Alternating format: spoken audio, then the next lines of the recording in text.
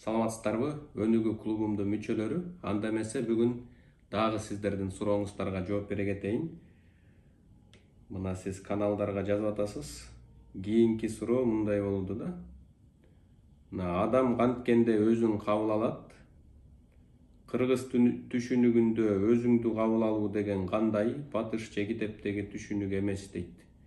Анан үчүнчү суроосу түпкү аң сезим кыргыз дүйнө таанымында эмне эле? Ушуларды жөнөкөй чечмелеп бересизби? Негизи эле кыргыздарда подсознание түшүнүгү болгонбу дейт. Эми негизи эле подсознание деген көп учурда, акыркы учурда ушул эки түргө бөлүп атышат да, сознательный, подсознательный депчи, то есть аң сезим жана түпкү аң сезим деп атат. Бирок бул 1915 жылы австрийский психоаналитик Зигмунд Фрейд менен ачылганда. Зигмунд Фрейд чындыгында аны үчкө бөлгөн, адамдын аң сезимин үчкө бөлгөн да. Бул сознательный, азыр биз ойлонуп аткан, маалыматты кабыл алып аткан, көрүп аткан абалыбыз бул сознательный абал да, аң сезимибиз иштеп аткан абалы. Андан кийин предсознательный деген бар да, предсознательный. Предсознательный башка сөз менен бул память, акыл эс тутум экен да. Мисалы үчүн ошол муну кантип түшүндүрсөм болот? Биздин бир эс тутумубуз бар да, памятибиз бар. Ошону өзүнчө бир банка сыяктуу элестете бериңиз. Сиз бир тил жаттайсызбы, бир машина айдаганды үйрөнөсүзбү, мурун бирөөдөн бир нерсе уккансызбы, ошонун баары жанагы предсознательный память банкага толо берет экен да. Бирок сиз аны 100% азыр колдонбойсуз да. Сиз качан ал керек болгондо ошол банка памяттен, предсознательныйдан чыгат да.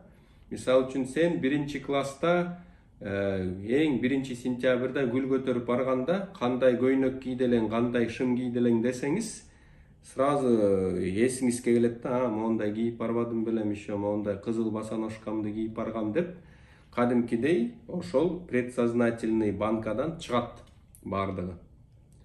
Эми бессознательный деген бар да, бул бессознательный вот в основном 6 жашка чейин биздин мээбиз бүт дүйнөнү көрбөй атканда ошол 6 жашка чейин бессознательный деген программа жазылат экен да. То есть ким кандай адамдар менен сүйлөшүп атабыз, ата энебиз бул дүйнөнү ак караны кантип түшүндүрүп атат, ата эненин мамилеси кандай болуп атат, бири-бирине болгон мамиле, элдерге болгон мамиле, бизге балдарга болгон мамиле, мына ушунун баары биздин акыл эсибизден сырткары болуп эле программа болуп, жанагы мээнин нейрондору биригип программа түзүлүп калат экен да. Аны биз аң сезим менен түшүнбөйбүз деле. Бирок ошол бессознательный биздин жашообузду аябай башкарат экен да, почти 90% биздин жашообузду бессознательный башкарып коет экен. Биз ага дагы отчет бере албайт экенбиз. Ошон үчүн жана 10 күндүк онлайн курста ошол финансылык абалга, акчага болгон подсознательный түшүнүктү оңдоо боюнча жакшы бир сабактар берилген да. Мен бир эле мисалдарды келтирип кетейин. Мына мисал үчүн 1 жыл мурун менде илгери бир окуп кеткен ученицам кайрылган да. Ал ученицам как раз башка ораторский искусствого келген бала айтканда, менин тааныш бир кыз бар. Ал 17-18 жашта. Ал суицид кылам деп атат, сиз жардам бере аласызбы деген да. Мен мейли келсин, мен колуман келишинче жардам берейин деп ал кыз келген. Ошондо эмнеге суицид кылайын деп атасың десем, апабыз менен мамилебиз болбой атат, ал постоянно эле иште, окуу дей берет, мага ошол иштеген иши жакпайт, окуу деген окуусу азыр мына эч кандай бир пайда алып келбейт деп. То есть эрте чоңоюп, эрте түшүнүгү келип, мен дагы чоң акча тапкым келет деген абалга келиптир да. Мен ошондо айттым да, чынында сен азыр жашсың, анан өзүңдүн жаштыгыңа, сулуулугуңа таянып, жаман жолго түшүп калышың мүмкүн. Андан көрө апаңдын айтканын, если англис тилиге бар десе, англис тилин үйрөнүп ал. Кийин балким чет өлкөгө барып, азыр мына Дубайга учуп атышат, Америкага учуп атышат. Сен деле бир программа менен ал жака чет өлкөгө барып иштеп калышың мүмкүн. Андан кийин ошо англискийиңди окуу дегем да. Ошентип анан бир оңолумуш болуп, ошо ойдон связь үзүлгөн. Арадан 10 жыл өттү. 10 жылдан кийин менин тиги YouTube каналдарымды көрүп атып, телефон номерди таап, мага байланышка чыкты да. Байланышка чыгып, сизде бир убакыт болсо, бир видео звонок менен шашпай сүйлөшөлү деди. Анан макул деп бир убакытты белгилеп алып сүйлөштүк да. Анан айтат, мен точно тиги апамды жаман көрүп, апамдын жолун жолдобойм дегеним менен, точно апамдын жашоосун мен азыр кайталап атам дейт да. Эмне болду десем, сизге жолукканда билесизби, менин атам жок эле. На самом деле ошол маалда атам деген уже 5 жылдан бери түрмөдө жаткан, азыр дагы деле түрмөдө жатат. Анан ал жактан чыгабы чыкпайбы белгисиз. Эми менин күйөөм дейт, мен Москвага келип иштеп, берде уже салон красоты ачып, айына бир 200-250 миң табам жөн эле дейт да. Бирок менин тапкам ошол миңдеген жигиттердин арасынан тапкан күйөөм, ал көрсө ууру кылган оорусу бар экен дейт да. Жөн тура албай, колу кучушуп эле бир нерселер уурдай берет экен. Эми аны тиги канча жолу акча берип түрмөдөн чыгарсам деле, эми болбой кайра эле түрмөдө отурат. То есть мен апамдын жашоосун эч качан тиги туурабайм дедим эле, бирок анын жашоосун ушу бессознательно туурап атам, эми эмне кылышым керек деди да. То есть бул биринчи мисалы, эми кантип аны чечкем жардам бергеним ал уже кийинки окуя. Просто мен подсознательный кандай программа түзүлөт ошону айтып атам да. Экинчи эже мына 2 жолу турмуш куруптур, 2 жолу тең күйөөсү алкаш болуп чыгат экен да. Иче берет экен, мындай запойго кирет экен. Эмнеге дегенде, кичинекей кезинде өзүнүн биологический родной родительдери тигинин ошол атасынын бир тууганы болот экен да. Ал тууганынын балдары жок болуп калат экен. Ошон үчүн тигил тууган айтыптыр да, сен и так эле 3-4 балаң бар, эми уул төрөлө, кыз төрөлө, мага бер, мен багып берейин деп. Анан сөз берип коет экен, макул деп. Анан тиги кыз төрөлгөндөн кийин, сөзүмө турушум керек деп, тиги кыз беркил үй бүлөгө берет экен да. Ал үй бүлөдөгү ошол бакма атасы бир бөйрөгүнөн бир кандайдыр бир оору таап, сиздин микробторуңуз сизди жеп атат, ал жебеш үчүн сиз арак ичишиңиз керек экен деп айтыптыр да враччы. Анан макул, мен арак ичишим керек деп, анан в лечебных профилактических качествах ичип атып, ошентип аракка берилип кетет экен да. Өзү добрый, момун, жакшы адам болгону менен өзү ичеткен, анан аялы за компанию ичеткен. Ошентип анан тигил кызды багып көтөрүп эметкен сайын эми буркурайт да, оозунан арак буркурайт. Анан тигил кыз кичинекей кезинде ошол 4-5 жашына чейин ошол үй бүлөдө чоңоюптур. Эркек ушундай болот экен, эркек арак ичет экен, эркек ушундай экен деп уже полностью мээси программаны түзүп койгон да. Кийин арак ичкен адамдардан качса деле турмушунда ошол арак ичкен адамдар менен турмуш кура берет экен да. То есть көрдүңүзбү, биз аракет кылбай, биз качкан нерсе болсо деле, баары бир бессознательный программа түзүлгөндөн кийин биздин жашообуз ошого түртүп коет да. Эми эркектерди алсам деле, мисалы үчүн көп эркектер акча көп табышым керек деп аракет кылышат, эртеден кечке чейин тытынып иштешет, бирок көп акча таба албайт. Эмнеге дегенде, анын ата-энеси аны багып атканда постоянно акчанын аркасынан уруш талаш болчу, бири-бирин күнөөлөчү, эртеден кечке чейин иштесе деле акчаны аз тапчу. Мына ошонун баары подсознательно уже программа болуп түшкөн да. Акча табыш аябай кыйын экен, акча уруш талаштын причинасы экен деп уже программа түзүлүп калган да. Эми азыр канчалык аракет кылып сознательно кылса деле, ошол акча табыш кыйын болуп атат.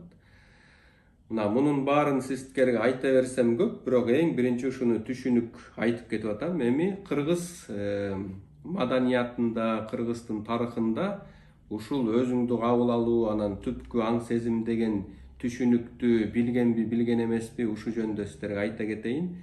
Эми негизи эле кыргыздардын макал лакаптары көп да. Например, апасын карап кызын ал деп. То есть булар түшүндүрүп бере алган эмес, бирок уже какой-то анализ кылып алып, адамдардын баласына өтүп атып, мындай бир даанышмандык, мудрость деп коет да. Ошондой коллективный мудрость пайда болот.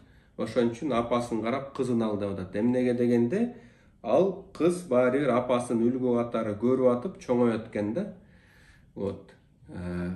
А наоборот тигил баласы көп учурда атасын тартпай калат экен. Эмнеге дегенде үй бүлөдө баласы, уул баласы атасына дайыма конкурент болот экен да. То есть мен атаман да күчтүү болушум керек, атаман да акылдуу болуш керек экен деген конкуренция пайда болот экен.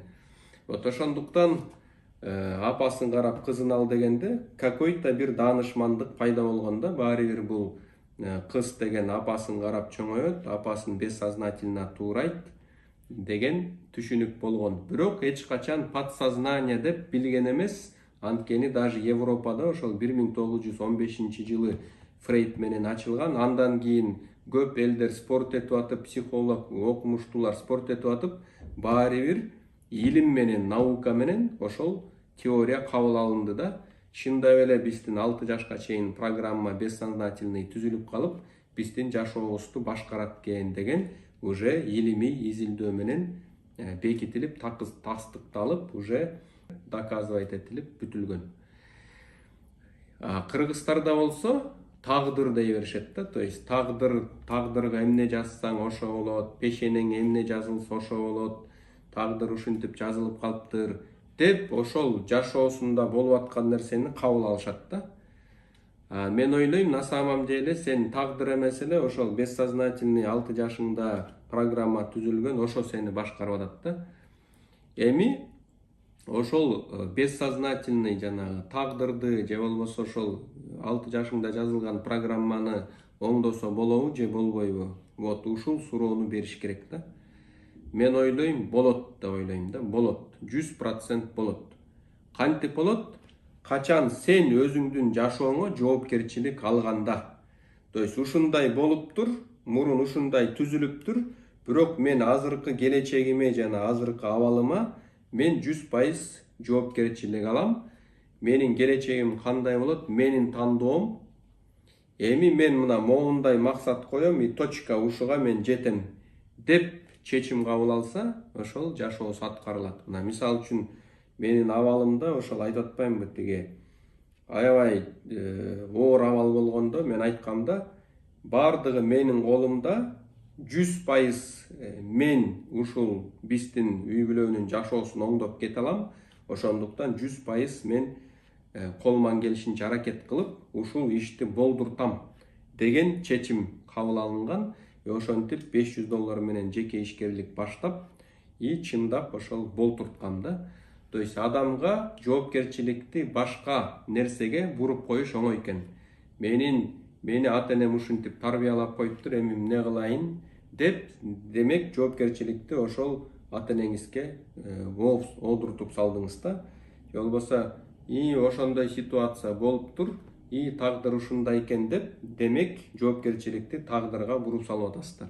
Ошентип кимди күнөөлөсөңүз, жоопкерчиликти анын колуна берип салып аткандай болосуз да. Ошон үчүн мен дайыма айтам, жоопкерчиликти дайыма өзүңүздүн колуңузга алганда гана, анан конкретный максат коюп чечим чыгарганда гана сиз тагдырыңызды колуңузга алган болосуз.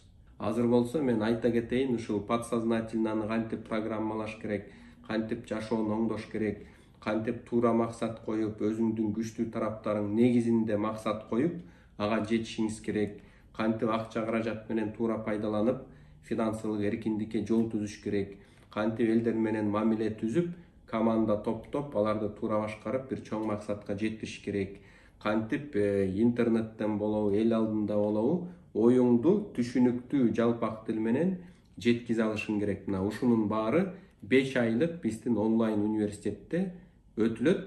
Мен өзүм 15 жылдык билим тажрыйбам менен ушул 5 айлык онлайн университеттин программасын түзүп, сабак берип, ар бир сабактын аягында суроолор болот. Сиз аларга жооп берип мага жөнөтөсүз, мен текшерип кайтарым байланыш берем. Онлайндан сырткары, офлайндагы жандуу жолугушуу болот. Аягында сиздин билимиңизди канчалык деңгээлде терең түшүндүңүз, сиңирдиңиз, обратный связь менен экзаменден өткөрүп, эгерде өтсөңүздөр сертификат берилет. Бул 5 айлык менин онлайн курсум бир кайдагы бир асмандан алынган курулай бир теория эмес, жашоого керектүү, жашоодон алынган сиздин максатыңызга жетүүгө жардам бере турган реалдуу сабак. Анда эмесе ушул 5 айлык онлайн университет боюнча суроолоруңуздар болсо, көрсөтүлгөн WhatsApp номерге жазыңыздар. Эгерде сизге, ушу ата-энеңизге же балдарыңызга онлайн университетте окуш керек десеңиздер, сөзсүз түрдө бөлүшүп коюңуздар. 16 жаштан баштап 60 жашка чейин бүт элдер каалагандар бул 5 айлык онлайн университетте окуса болот. Көрүшкөнгө чейин сак саламатта болуңуздар.